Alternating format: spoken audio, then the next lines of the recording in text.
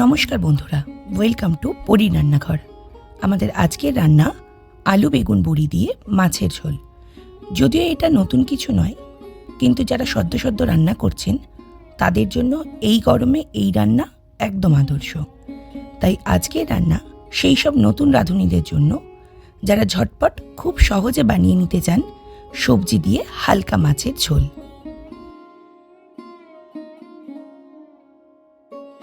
প্রথমে কড়াই গরম হলে তাতে দিয়ে দিলাম 2 টেবিল স্পুন সর্ষের তেল।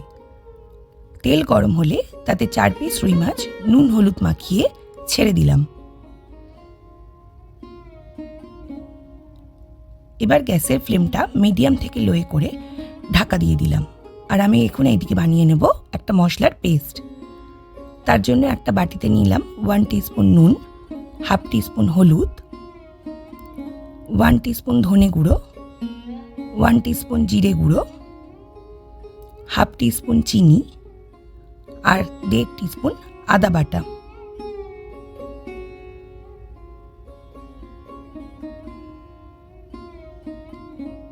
আমি এটাকে অল্প জল দিয়ে গুলিয়ে একটা ফাইন পেস্ট বানিয়ে নেব।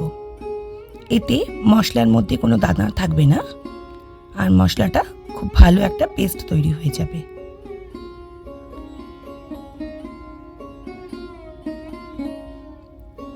আমি এবার ঢাকা খুলে মাছগুলোকে উল্টে দেব। এবার আমি গ্যাসের ফ্লেমটাকে বাড়িয়ে দেব।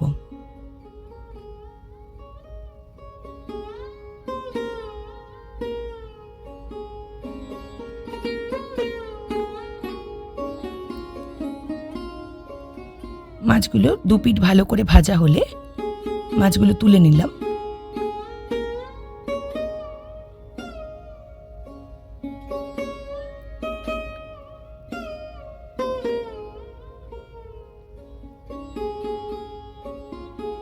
এবার সেই তেলেই দিয়ে দিলাম 8 থেকে 10টা বিউলির ডালের বড়ি।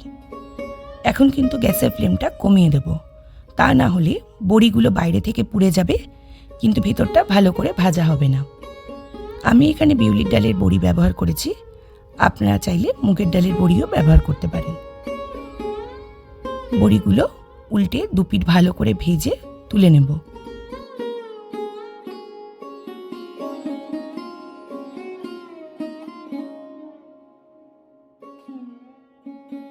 এবার সেই তেলেই দিয়ে দিলাম 1/4 টিস্পুন সাদা জিরে, একটা তেজপাতা আর 2টো কাঁচা লঙ্কা।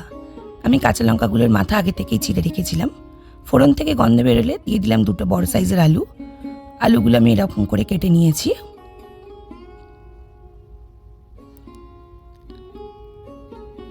আলুটাকে একটু ভালো করে নেড়ে দেবো।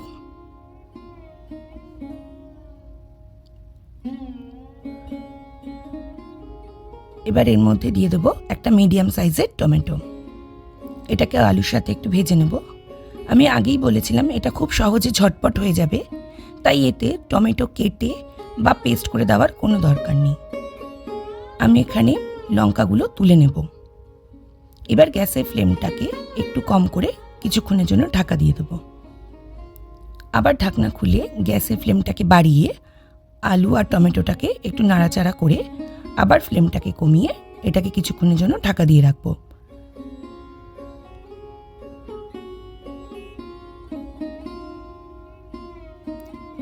আবার ঢাকনা খুলে ফ্লেমটাকে বাড়িয়ে এটাকে আবার নেড়ে দেবো। এইভাবে আলুটা ভাজলে খুব কম তেলেও আলুটা ভিতর পর্যন্ত খুব ভালো করে ভাজা হয়ে যাবে। এবার আমি এর মধ্যে দিয়ে দিলাম একটা মিডিয়াম সাইজের বেগুন। এটাকেও আলুর সাথে খুব ভালো করে ভেজে নেব।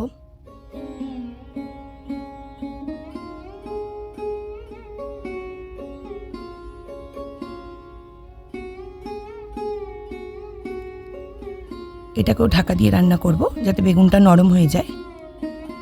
কিছুক্ষণ বাদে ঢাকা খুলে একটু নাড়াচাড়া করে দিলাম। এবার এর মধ্যে দিয়ে দিলাম হাফ টিস্পুন নুন আর 1 চিমটে হলুদ। মাথায় রাখতে হবে আমরা যে মশলার পেস্টটা বানিয়েছি তাতে নুন ও হলুদ দুটোই আছে, সেই বুঝেই এখানে দিতে হবে। কিন্তু এখন যদি নুনটা না দিই তাহলে সবজির ভিতরে নুন হবে না।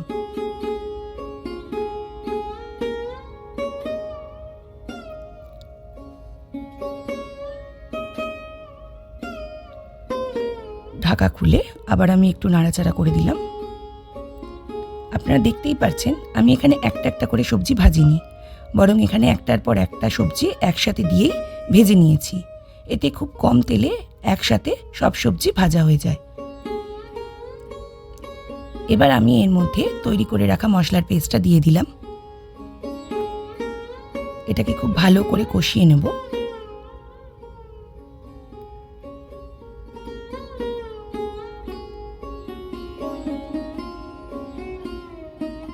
এটা কষানোর জন্য আমি এর মধ্যে একটুখানি জল মেশাবো, এই 1/4 কাপের মতন। এবার এটাকে ভালো করে নেড়ে কিছুক্ষণের জন্য একটু ঢাকা দিয়ে দেবো।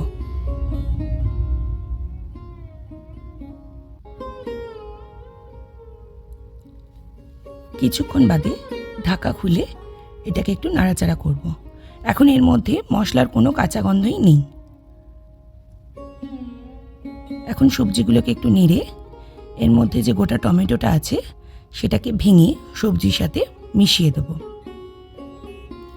তাহলে দেখতেই পাচ্ছেন কত সহজে আর কি ঝটপট মাছের ঝোল হয়ে গেল।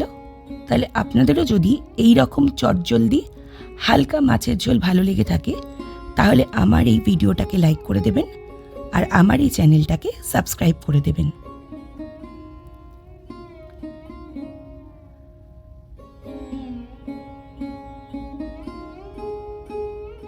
আমার এটা কষানো হয়ে গেছে।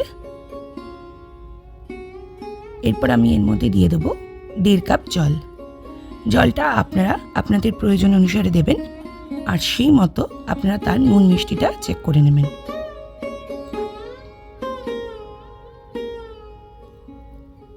এবার আমি ঝোলটা একটু ফুটতে দেব।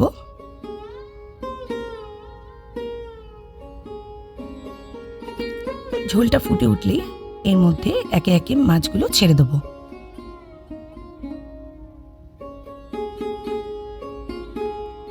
মাছগুলোকে একটু ডুবিয়ে দেব। তারপরে সেটা ফুটে উঠলেই তার মধ্যে ভেজে রাখা বড়িগুলো ছেড়ে দেব।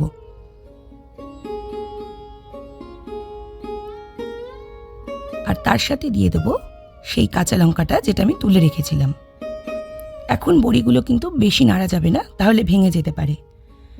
তাই এবার গ্যাসটা অফ করে কিছুক্ষণ ঢাকা দিয়ে বন্ধ করে রাখলেই মাছের ঝোল রেডি। এতে বড়ির ভেতর ঝোল ঢুকে যাবে আর বড়িগুলো নরম হয়ে যাবে। রেডি হয়ে গেল আমাদের আলু বেগুন বড়ি দিয়ে মাছের ঝোল।